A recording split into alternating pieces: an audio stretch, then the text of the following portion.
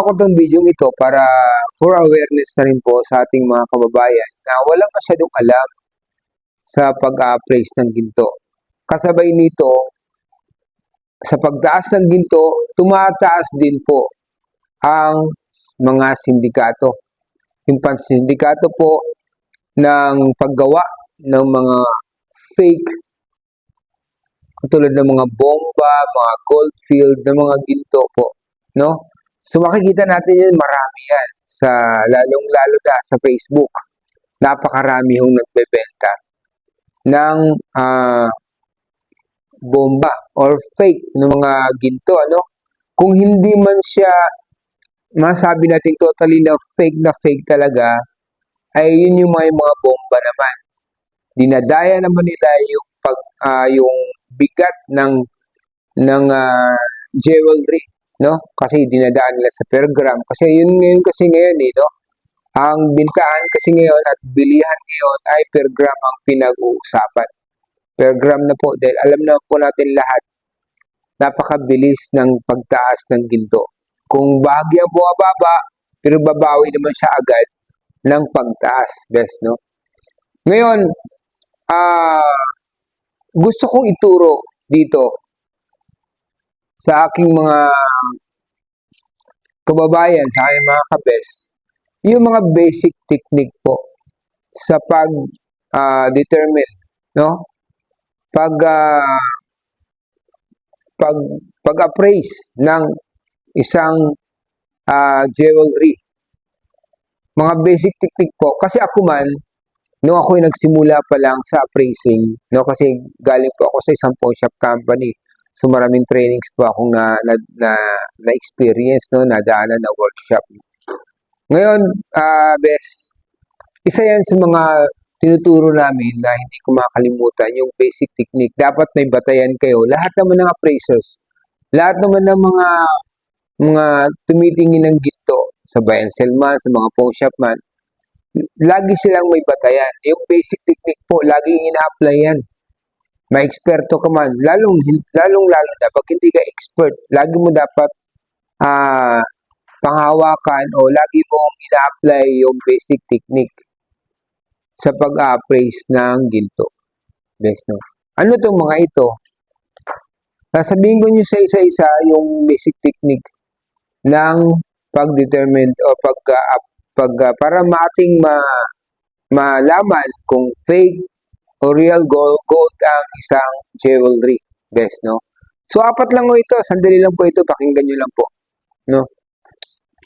So, sa pag-appraise, yung basic technique po, unang-una, kailangan yung i-apply yung color. Kasi yung color kasi dapat maging familiar ka sa mga color ng katulad ng mga Saudi gold, Japan gold, Italy, Singapore. Dapat hanggat maaari makabisado mo yung mga ganong kulay, no? Yung mga real gold na mga ganon, na mga ganong jewelry.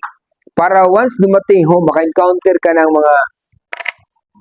mga huwad or fake na jewelry, halimbawa Saudi pero fake naman siya, madali mo siyang ma-detect, mahalata mo siya na may there's something wrong doon sa kulay.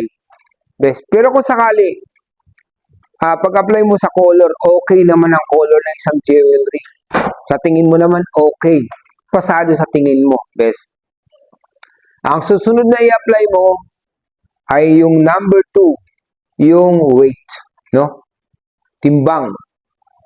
Pag hawak mo sa ginto, best, titinan mo agad kung anong klaseng ginto yung hawak mo, usually kasi katulad ng mga Saudi gold, mga ampaw yan eh.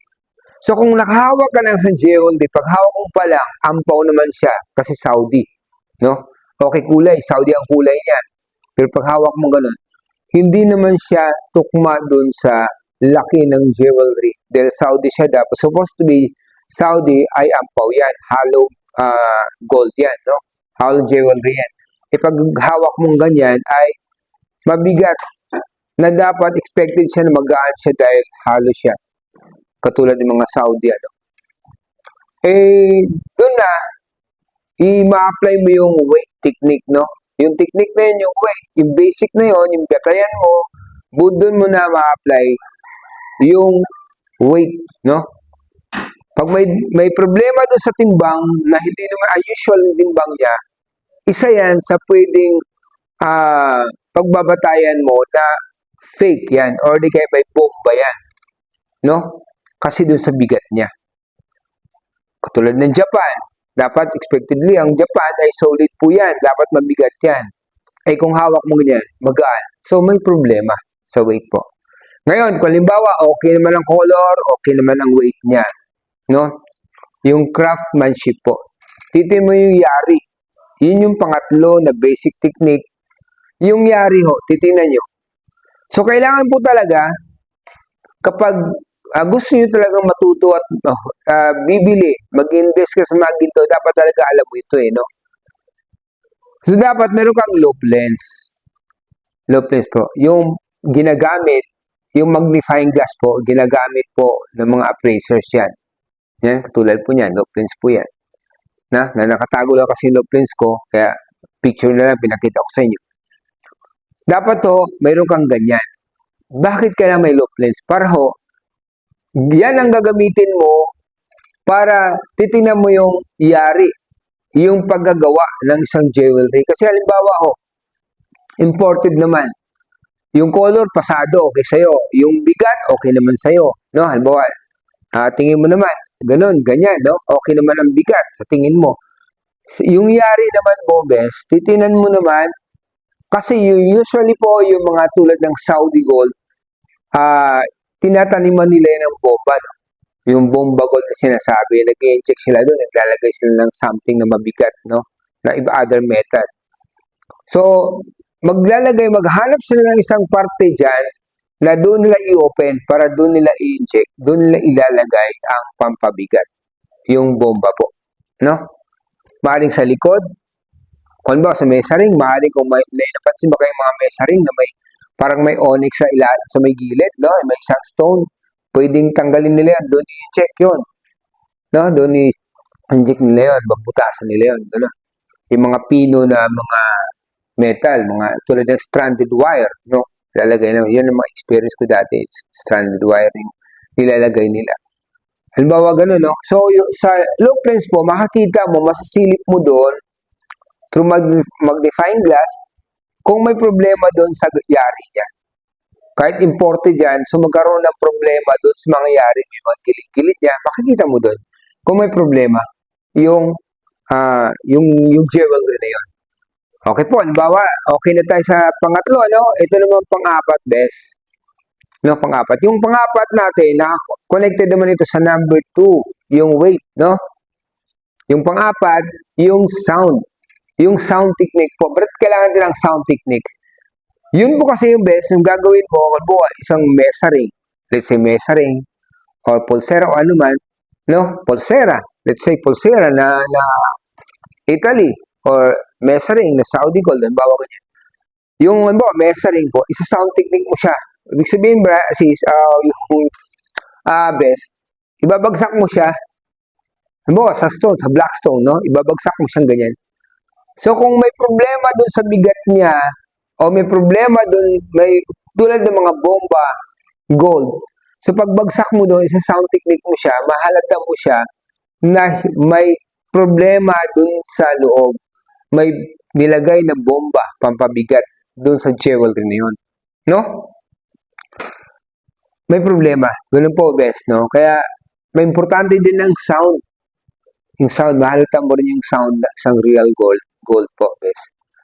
Kaya, ayun po, pagka in case ho, magbibili kayo ng ginto, no? Lagi nyong i-apply yung basic technique na yan, best.